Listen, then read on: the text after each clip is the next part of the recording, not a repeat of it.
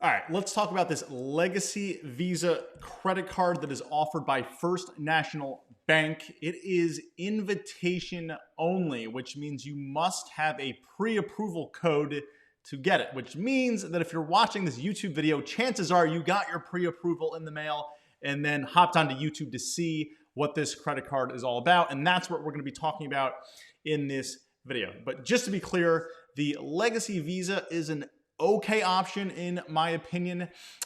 If you're looking to build up your credit score, that's really who this card is targeted to. People looking to build their credit from scratch, or if you have a bad credit score and you're looking to kind of fix that bad credit score. But in this video, we're going to talk about the pros and the cons of the Legacy Visa card. So what credit score do you need to get the Legacy Visa? Again, if you're watching this video, you probably already got the offer, which likely means you're pretty much pre-approved for the card, though not guaranteed. So the bank does not really specify which credit score range you need to get an offer. However, some reviewers online have stated that they have received an offer with a score as low as 400, okay, which is really low. There was one person on the FICO forum who said they qualified with a $1,500 credit limit with a score in the low 500. So again, they don't display or advertise the credit score range, but it is targeted towards people with less than stellar credit. And again, if you did get an offer in the mail, chances are they pre-screened your credit score, so you really shouldn't have to worry about that too much.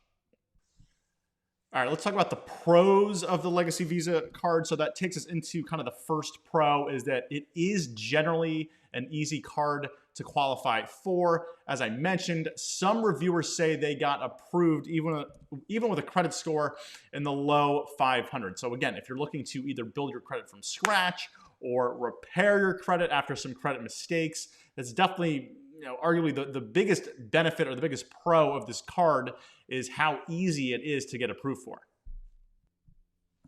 All right, so another one of the pros is that they do offer somewhat of a rewards program, which is kind of rare for a credit card in this range, right? Most cards for people with bad credit don't have any kind of rewards program. The Legacy Visa offers something through what they're calling their Premium Club. Okay, so it's for participating card holders, and you can get discounts on things like dining and hotels, restaurants, and rental cars and prescriptions. However, there is a catch. The rewards program does come at a cost. To join the Premium Club, you need to pay the monthly fee, which is $4.95. So you're going to have to kind of do the math on whether that $4.95 is worth it to you based on the kind of perks that you can get with the card.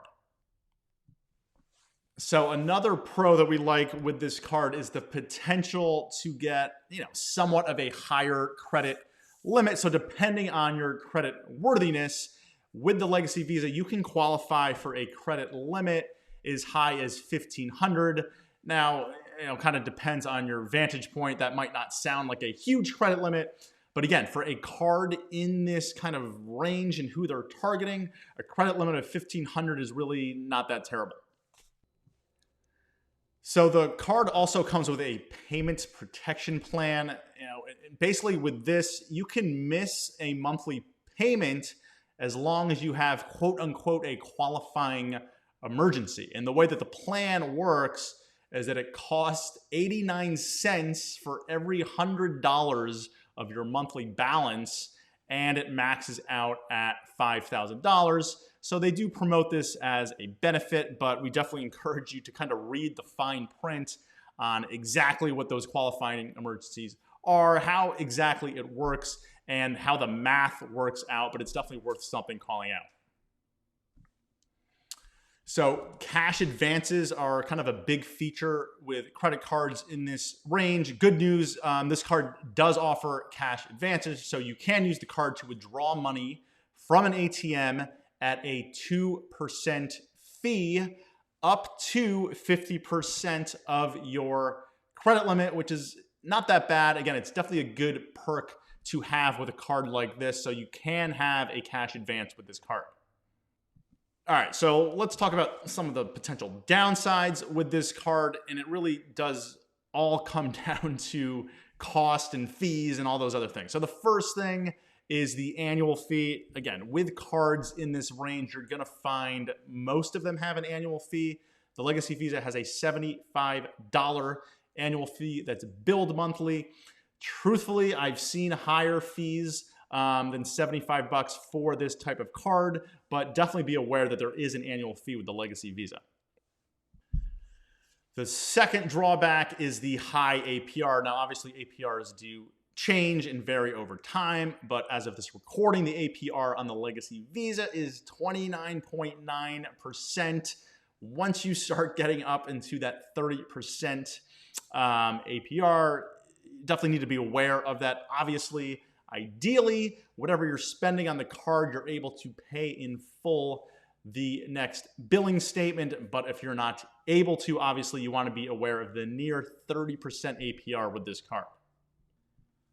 And then the final con or drawback that you should be aware of are the other fees here, okay? So there's a late payment fee of $25, and there's a fee if you want to add an authorized user.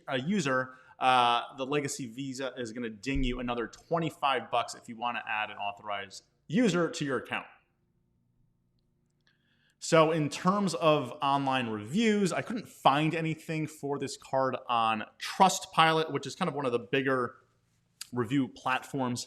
However, I was able to find First National Bank on WalletHub, and they're the bank that distributes this card. Not a ton of reviews. There are 83 reviews on WalletHub at the time of this recording, an average rating of 3.7 stars.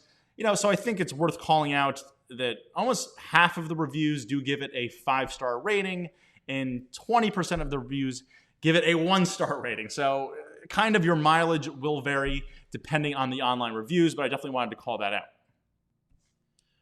All right, what about some alternatives? Some alternatives in this field of cards. So one of my favorite cards, if you're looking to kind of rebuild your credit, is the Capital One secured MasterCard. There is no annual fee with this card, which is huge. The only thing to really be aware of is that it is a secured credit card, which means you need to kind of make an upfront payment, which you kind of pay towards, but no annual fee with the Capital One secured MasterCard. And then another alternative that I really like is the Discover It secured card. Also, no annual fee, no monthly maintenance fee. It is a secured card as well, like the Capital One secured MasterCard. With the Discover It secured, you get cash back from 1 to 2%, which is definitely a huge bonus. So check that one out as well. And then a third alternative, if you can't get approved for the other two, is the Citi secured MasterCard. Again, the biggest benefit arguably with this card is that there is no annual fee. Not quite as good as the other two that I mentioned, but maybe the third alternative if you're shopping around. So what's the bottom line on the Legacy Visa card?